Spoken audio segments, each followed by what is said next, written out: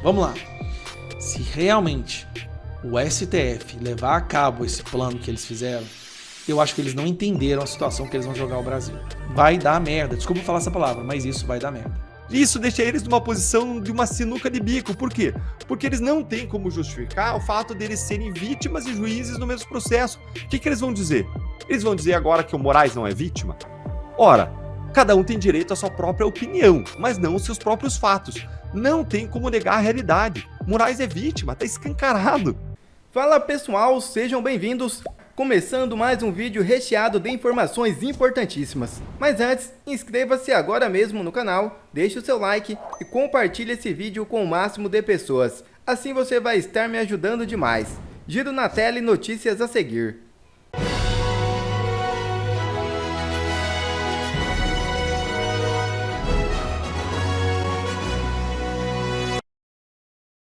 Moraes toma a primeira atitude após receber defesa de Bolsonaro. É isso mesmo. O ministro Alexandre de Moraes, do Supremo Tribunal Federal, encaminhou à Procuradoria-Geral da República as manifestações das defesas do ex-presidente Jair Bolsonaro e de outros 19 denunciados por organização criminosa e tentativa de golpe de Estado. Na quinta-feira, Bolsonaro solicitou que a denúncia apresentada pelo Procurador-Geral da República, Paulo Gonet, fosse rejeitada pela Corte. Em sua defesa, o ex-presidente argumenta que não há dados concretos que permitam conectar de forma objetiva o peticionário à narrativa criada na denúncia, a todos seus personagens e atos. A PGR tem um prazo de 5 dias úteis a partir de segunda-feira para responder às contestações, encerrando-se na sexta-feira.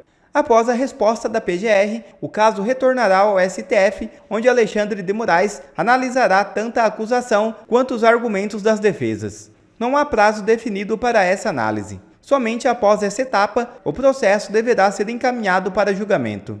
O que mais revolta é todo esse absurdo ser tratado com normalidade, como se tudo fosse legal, quando todo mundo sabe que não é, e parece que estão brincando de teatro. A pergunta é, até quando vão conseguir manter essa farsa? Vamos lá então, né? Essa semana foi uma semana muito corrida no âmbito da tentativa da justiça brasileira de impedir Bolsonaro de ser candidato em 2026, de prender o maior líder político que o Brasil já teve. Lembrando, o objetivo final é impedir que Bolsonaro volte à presidência, porque o sistema e a esquerda já perceberam que se Bolsonaro concorrer, ele ganha e dessa vez com grande risco de ganhar no primeiro turno. Afinal de contas, o Brasil teve finalmente um gosto da esquerda novamente no poder, Lula na presidência e com certeza na próxima eleição vão se distanciar o máximo possível dessa política, dessa ideologia. E aí, esta semana era o prazo limite para os réus, para os acusados pela PGR, naquela acusação alucinada, sem pé nem cabeça, tentando acusar Bolsonaro de ter dado golpe, fazendo conexões histéricas e como se alguém tivesse sob a influência de algum entorpecente. Assim, é a denúncia mais mal feita da história. Foi entregue agora e eles tinham que dar a sua defesa. Lembrando, a acusação teve 83 dias para preparar a denúncia, a defesa teria apenas 15 dias. Isso acaba com a paridade, né, de armas. Afinal de contas, eles tiveram 83 dias, quase 3 meses para poder preparar e fazer aquele mosaico imaginário. A defesa teria 15 dias. Eles pediram uma extensão de prazo. Obviamente, Moraes negou, é claro. Não vai ter uma decisão favorável, tá? A gente já sabe que a decisão já foi... É como o Mauro Cid disse. A decisão já está dada, a sentença já está decidida. Só estão fazendo teatro. Não, eles apresentam a defesa. Bolsonaro faz uma defesa, sinceramente, uma defesa sensacional, mostrando... Vamos lá, eu até separei uns pontos cruciais aqui, ó. Vamos lá. Pedindo, né, redistribuição a novo relator, aplicando a tese do juiz de garantias, na obtenção de acesso aos autos das provas na sua integralidade. Eles não tiveram acesso na integralidade das provas que a acusação usou. Isso aí já deveria deveria anular essa acusação.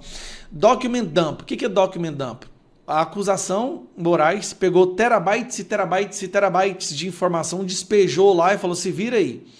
Sem ter um começo, meio e fim, né? É uma construção fictícia da pior espécie. Assim, eu fico preocupado, na minha opinião, Eles só entregaram essa denúncia mal feita dessa maneira porque eles olharam para o prazo e era a única opção, a única forma que eles poderiam condenar Bolsonaro antes das eleições do ano que vem. Era a única forma que eles tinham. Era fazer. Então, cara, se não entregar agora não vai dar tempo. Então faz qualquer bosta aí, entrega, porque é tudo teatro mesmo, né? Nulidade das provas colhidas em inquérito que nasceram no Supremo sem ouvir o PGR. Pede também a nulidade das provas obtidas pelo ministro julgador em sede de inquérito. Falam sobre a Fishing Expedition, a violação do sistema acusatório e a nulidade da delação do Mauro Cid. E aí eu quero falar com vocês. Bom, a coluna vertebral dessa acusação, dessa denúncia, são as falas do Mauro Cid. Eles pincelam uma coisinha aqui ou ali, mas a coluna vertebral, o que sustenta, tá, todo o resto, é a delação do Mauro Cid, no qual tem o áudio do Mauro Cid falando que estava sendo coagido, que era tudo um teatro, que eles queriam, basicamente, o intimidando, que foi preso justamente, e que foi ameaçado de prisão seu pai, sua esposa e sua filha. Esse é a coluna vertebral. Bom, cheguei onde eu quero agora. Na delação veio isso aqui, ó. Então saiu ontem essa matéria. Defesa de Mauro Cid detona a denúncia de Gonê sobre golpe. Delator afirma enxergar distância estelar entre os fatos relatados por ele na colaboração e a história levada pelo chefe PGR Supremo. Ele chama de história. O que aconteceu? O Mauro Cid, na defesa dele agora, ele fala, olha, o que eu falei e o que o PGR está apresentando são coisas completamente diferentes. A PGR inventou uma história, ou seja, essa distância estelar, entre duas estrelas são milhares de anos-luz, né? O que ela quer dizer? Que não tem absolutamente nenhuma conexão entre o que o Mauro Cid falou e o que está na peça acusatória, na denúncia. E aí vamos ler a matéria porque ela é curta. Delator premiado das investigações contra Jair Bolsonaro no STF, o ex-ajudante de ordens Mauro Cid, já surgiu em áudios revelados por Veja, detonando a forma intimidatória como seus depoimentos se deram na Polícia Federal. Confrontado por Alexandre de Moraes se suas falas eram verdadeiras, o delator recuou, disse que desqualificou a delação no momento de desabafo. Lembrando, é lógico que ele nunca ia admitir que aquele desabafo era verdade, porque ele estava sendo ameaçado de prisão. Então, sim, não preciso falar nada, né? Continuando. Superado esse processo, a Polícia Federal indiciou 40 investigados e entregou ao Procurador-Geral da República, Paulo Gonê, um vasto material que ele pudesse formular a denúncia. São terabytes, gigabytes de material. É um mosaico que é feito justamente para impedir que a defesa consiga se defender, tá? Para dar forma ao camalhaço de 272 páginas, Gonê bebeu em diferentes fontes, sendo uma delas o que Mauro Cid revelou em sua delação. Nesta quinta-feira, porém, o delator se revoltou com a denúncia de Gonê, dando a entender que ela não reflete a verdade dos fatos dos crimes admitidos por ele na colaboração. Entre as verdadeiras declarações sobre fatos prestados na colaboração premiada e conclusão que ela extraiu, o eminente procurador da República medeia distância estelar, escreveu a defesa do delator na manifestação ao STF. Distância estelar entre o que estão acusando e o que o principal delator falou. Então, um delator que foi intimidado, que foi ameaçado de prender familiares, prender a filha dele, que tem áudio dele comprovando que ele foi intimidado, que tudo não passava de um teatro, a decisão já tinha sido feita, a pena já tinha sido decidida, e tudo não apenas um teatro, onde a PGR foi obrigada a entregar uma denúncia mal feita, porque era a única forma de chegar a uma condenação antes das eleições do ano que vem, já que o Bolsonaro ganha em todas as pesquisas. Vamos lá.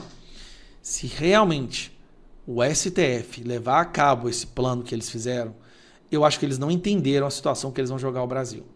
Tá? É diferente na época que prenderam Lula. Lula já estava rejeitado, ninguém queria saber do Lula, já estava comprovado que ele era corrupto. No caso do Bolsonaro, ele só está crescendo, ele só está ganhando mais admiração e o povo fica votando com mais ainda de vontade de votar nele. Então nós vamos ver uma democracia onde se prende o número 1 na campanha, o número 1 candidato, para resgatar a democracia. É isso mesmo? Vai dar merda. Desculpa falar essa palavra, mas isso vai dar merda. Que, além de juiz, o Moraes vai ser testemunha agora no caso Bolsonaro? Gente, isso evidencia o monstro que esse processo se tornou. É isso mesmo, gente. Um dos kids pretos que foi denunciado pela trama golpista colocou Moraes, Lula e Dino numa sinuca de bico ao pedir que todos eles sejam ouvidos como testemunhas. O Kid Preto que fez isso é o tenente-coronel Rodrigo Bezerra de Azevedo, que está preso preventivamente desde novembro de 2024, e ele apresentou ontem a sua resposta à acusação, assim como o Bolsonaro e os demais réus da trama golpista. E os advogados do Kid Preto, liderados pelo Jeffrey Cecchini, que é aqui de Curitiba, excelente advogado criminalista, adotaram uma estratégia jurídica que coloca o Moraes, o Lula e o Dino numa sinuca de bico daquelas. E eles criaram um gigantesco constrangimento para o STF. Fica aqui comigo que unhas.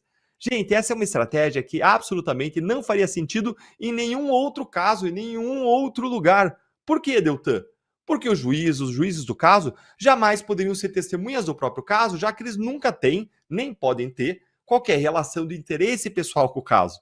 Ao mesmo tempo, os juízes do caso também jamais poderiam ser as vítimas do caso, certo? Certo! Ao mesmo tempo, os juízes do caso jamais poderiam ser acusadores e investigadores, certo? Certo, mais uma vez. Pois é.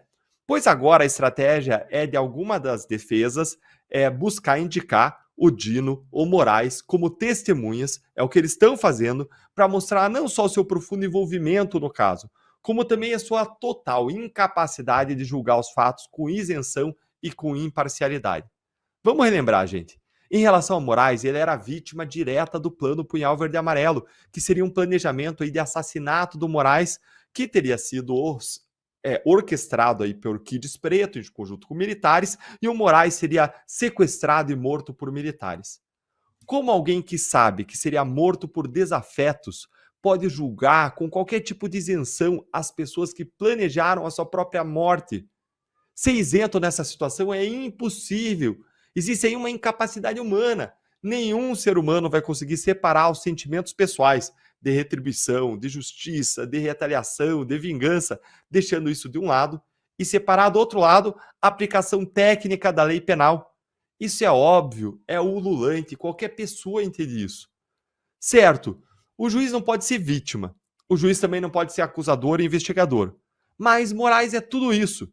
E é até juiz deputado e juiz diplomata, como a gente viu recentemente, com Moraes atuando no executivo e no legislativo nas respostas do governo brasileiro às críticas do governo Trump contra o regime de censura do próprio Moraes.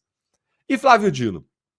Bom, Flávio Dino ele foi ministro da Justiça de Lula durante o 8 de janeiro, ou seja, ele foi um dos principais auxiliares e conselheiros de Lula justamente no momento apontado na denúncia pela PGR como ápice da trama golpista, o 8 de janeiro. O Flávio Dino ele foi essencial para a resposta do governo federal ao 8 de janeiro e ele esteve presente em cada etapa, em cada momento, cada passo dessa resposta do governo. Isso, por si só, já seria suficiente para afastar o Flávio Dino. Mas deixa eu adicionar outra coisa. O Dino era chefe da Polícia Federal naquele tempo, ou seja, ele era a autoridade superior à autoridade policial que conduziu as investigações não só do 8 de janeiro, mas também da própria trama golpista que agora vai ser julgada. Ou seja, de certo modo, o Dino agiu como uma autoridade policial no caso, como superior da investigação, o que também é um fator de impedimento do juiz segundo o Código de Processo Penal e dá para ele um conhecimento que pode ser questionado na forma de questionamentos a testemunhas. Eu já vi N casos em que o delegado de Polícia Federal foi arrolado como testemunha e foi assim ouvido. Por que o Dino não poderia ser arrolado? Claro que poderia. Isso sem falar que o próprio Flávio Dino ele é apontado pela oposição como alguém que deveria ser responsabilizado pelo 8 de janeiro por conta da sua omissão, porque ele não usou o destacamento da Força Nacional que estava lá de guarida no Palácio da Justiça. Some-se a tudo isso o sumiço das gravações do Palácio da Justiça que ocorreu debaixo da responsabilidade do Dino. Gente, então Moraes e Dino são pessoas que têm interesse claro no julgamento desse caso por várias razões e que podem ser acusadas, podem ser vítimas ou ainda podem ser testemunhas, podem ser chamadas lá para esclarecer os fatos e que nessa condição jamais poderiam atuar como juízes, julgadores desse caso. E quando a defesa rola eles como testemunhas, a defesa, o Jeffrey Cecchini aí, ele deixa isso muito, mas muito explícito, colocando esses julgadores numa posição desconfortável. Se achou isso interessante, essa estratégia de defesa? Então curta aí com força o vídeo e vamos para o segundo ponto. E o segundo ponto é, o que a nossa lei diz sobre isso? Basicamente, gente, a nossa lei ela não permite que o juiz do caso, ao mesmo tempo em que ele atua como juiz, ele seja uma testemunha. Isso deve fazer com que esses pedidos da defesa sejam indeferidos por Moraes e pelos demais ministros. Entenda então aqui as opções dos ministros agora. Se o juiz aceitar que ele é testemunha dos fatos, e as defesas têm sim o direito de ter eles como testemunhas, como eu mostrei, estavam envolvidos ali, então essas testemunhas não podem atuar como juízes, não podem julgar os fatos. Eles têm que se declarar impedidos como julgadores e o caso deve ser remetido a outro juiz. Então, a única opção que resta para eles que querem julgar, querem condenar o Bolsonaro a qualquer custo, é outra opção. Isso deles se declararem impedidos não vai acontecer nunca no STF, porque eles quase nunca se declaram impedidos, e nesse caso específico, o Barroso já rejeitou os pedidos das defesas de declarar o Moraes, o Dino e o Zanin impedidos. E está muito claro que eles querem, sim, eles têm uma animosidade em relação ao Bolsonaro, e ultrapassando todos os cânones e regras de imparcialidade, eles querem botar o Bolsonaro na cadeia. Com isso, gente, a gente vai para o terceiro e último ponto, que revela o constrangimento em que esse pedido coloca os ministros a adotarem a alternativa e decidirem seguir como juízes para julgar esse caso. Então, o terceiro ponto que eu prometi para vocês é: qual que é o objetivo das defesas com essa estratégia jurídica? Gente, está muito claro aqui que a estratégia das defesas não é um ganho propriamente jurídico com a indicação de Moraes, Lula e Dino como testemunhas. Porque, sendo bem franco, a questão jurídica já foi pelo ralo faz tempo. Mas sim é obter um ganho político, de comunicação. O que os advogados estão fazendo é recorrer à teatralidade, é mostrar como é absurdo que os seus clientes, os réus, estejam sendo julgados por juízes que são também vítimas e testemunhas do caso. Ou seja, que estejam sendo julgados por juízes que não são isentos, não são imparciais. É um recurso teatral de comunicação para constranger, para mostrar como esse julgamento ele não está sendo pautado pela lei, pela Constituição, mas sim pela política, pela conveniência, pela vontade suprema dos ministros supremos. E esse recurso teatral, político, vai forçar os ministros do Supremo a terem que se justificar ao indeferir esses pedidos, dizendo que juiz não pode ser testemunha. Mas como assim? Não é testemunha? Isso deixa eles numa posição de uma sinuca de bico. Por quê? Porque eles não têm como justificar o fato deles serem vítimas e juízes no mesmo processo. O que eles vão dizer? Eles vão dizer agora que o Moraes não é vítima? Ora, cada um tem direito à sua própria opinião, mas não os seus próprios fatos. Não tem como negar a realidade. Moraes é vítima, está escancarado. Olha então a sinuca de bico. Os ministros não vão aceitar o pedido e se tornar testemunhas, porque isso os afastaria de julgar. Mas, por outro lado, se eles recusarem esse pedido para se tornar testemunha, como é que eles vão recusar? O que eles vão dizer? Eles vão dizer que eles não estavam envolvidos, negando a realidade? Mentindo na cara dura? Não tem como. Ou eles vão reconhecer a realidade, mas aí eles teriam que aceitar que eles são testemunhas e vítimas e se afastar do processo, que é exatamente o que eles não querem fazer. Então, olha, no mínimo, o constrangimento, a torta de climão vai ficar para sempre. Mais importante do que isso até, vai ficar o registro histórico para o futuro desses abusos, ilegalidades e nulidades que não podem ser varridos para debaixo do tapete, que podem até não ser reconhecidos hoje, mas no futuro, quando os ventos políticos ou a composição do Supremo mudar, isso pode jogar todo esse julgamento por terra. E, aliás, é o que deveria acontecer até mesmo na data de hoje. Olha, é inacreditável. A condenação do Bolsonaro pelo STF já é uma certeza tão grande que o Exército já está até preparando a cela onde o Bolsonaro ficará preso. Gente, essa é uma daquelas notícias difíceis de acreditar, em que você olha para a manchete, pensa, olha de novo, tenta entender, olha de novo, e você começa a duvidar da tua própria sanidade. Você começa a imaginar se você não enlouqueceu, se você não veio parar num universo paralelo, num multiverso. O Estadão publicou nessa semana essa matéria dizendo que o Exército já discute a cela onde o Bolsonaro poderá ficar se for condenado e preso pelo STF, sendo que a denúncia da PGR contra o Bolsonaro não foi ainda nem aceita, não foi nem recebida, nem começou o processo criminal. Ou seja, nem começou o processo e todo mundo já sabe que o Bolsonaro vai ser condenado. Fica aqui comigo para você entender esse absurdo, porque eu vou te mostrar agora 3 coisas. Primeiro, o que o Exército está deliberando a respeito de uma futura prisão do Bolsonaro. Segundo, quais são as opções de cela para o Bolsonaro. E, por fim, qual é o medo do Exército caso o Bolsonaro fique preso em algum quartel. E se você ficou curioso, vai curtindo o vídeo aqui para que mais gente entenda o que está acontecendo e bora aqui direto para o primeiro ponto para entender essa história. Então, primeiro, o que o Exército está decidindo sobre uma futura prisão do Bolsonaro?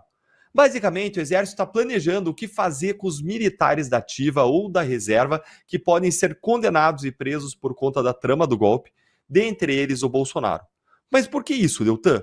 Porque o Código Penal Militar prevê o direito de ministros de Estado, parlamentares e oficiais das Forças Armadas serem presos em celas especiais, e apesar da legislação não citar ex-presidentes, a regra é geralmente aplicada a eles, porque durante o exercício do cargo, os presidentes são comandantes em chefe das Forças Armadas, e além disso, o Bolsonaro é ex-integrante do Exército.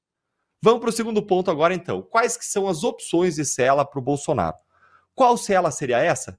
Seria uma cela especial, como aquela que está sendo ocupada hoje pelo general Braga Neto, que já está há mais de 80 dias preso ilegalmente, diga-se de passagem, já que não existem fundamentos aí para sua prisão preventiva. Essa cela especial, ela conta com armário, frigobar, televisão, ar-condicionado, banheiro exclusivo, mas o Exército também cogita que o Bolsonaro possa cumprir pena em uma cela especial na Polícia Federal, como aconteceu tanto com Lula quanto com Michel Temer quando eles foram presos. Dentre as hipóteses de cela militar, o Exército analisa que o Bolsonaro pode ficar preso no Comando Militar do Planalto, em Brasília, mas os militares têm alguns receios em relação a isso, que eu vou te explicar agora no terceiro ponto que eu prometi, que é exatamente esse. Qual que é o medo do Exército caso o Bolsonaro fique preso em um quartel? Gente, a verdade não é só um, são dois os principais medos dos militares, segundo essa matéria do Estadão, caso o Bolsonaro venha ficar preso em algum quartel. O primeiro medo é que o Bolsonaro mantenha contato com outros militares durante a sua prisão. E o segundo medo é de que os seguidores do Bolsonaro montem acampamentos na frente dos quartéis e façam arruaças ali na frente, e os militares apontam dois precedentes para isso. Primeiro, o acampamento que os petistas fizeram na frente da sede da Polícia Federal em Curitiba durante todos os 580 dias da prisão do Lula. E, em segundo lugar, os próprios acampamentos que surgiram depois que o Bolsonaro perdeu a eleição para o Lula. Embora eu aqui não veja aqui um risco de arruaça. Não tinha arruaça nesses acampamentos. O que teve ali no 8 de janeiro, sim, foi vandalismo, mas fora disso, a gente não tem notícia de nenhum tipo de arruaça. Em geral, a direita ela defende muito bem a lei e a ordem. E os militares temem, então, isso tudo, mesmo assim, acreditando que esses acampamentos podem acabar tumultuando a rotina da unidade militar ou criar algum novo tipo de embaraço para as Forças Armadas. Quer ver mais conteúdos como esse? Então inscreva-se agora mesmo no canal e ative o sininho das notificações. Assim você não perde mais nenhum conteúdo que é postado aqui no canal. E também já deixe o seu like para o YouTube ajudar a divulgar o nosso trabalho. Fico por aqui e que Deus abençoe a todos. Brasil acima de tudo e Deus acima de todos.